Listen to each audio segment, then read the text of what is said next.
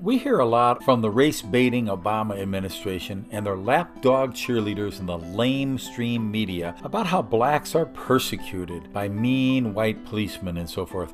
They also tell us how poor Hispanics in the United States might be deported and they need to be saved. But what we don't hear much about is that there is an unprecedented level of real black genocide and true Hispanic genocide occurring right under our own noses and not reported by the United States media. Literally millions upon millions of blacks and Hispanics are murdered every year.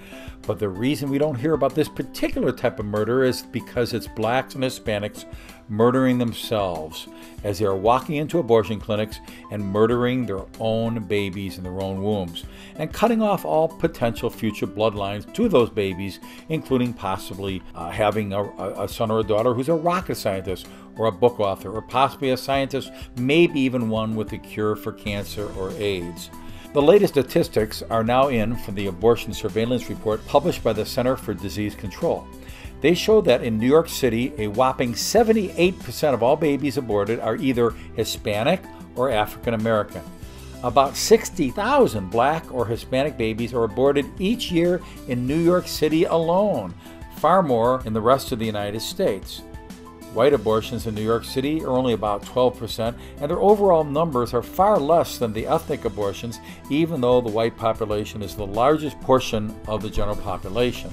So perhaps the biggest single solution to blacks or Hispanics gaining more of their fair share of the American pie is to stop listening to Jesse Jackson, who's pro-abortion, and other abortion-minded leaders, crying foul and blaming white males and so forth, is simply just tell the people to stop aborting your future generations' offspring. And in short order, either race, Hispanic, black, or any race for that matter, could eventually be a majority in America.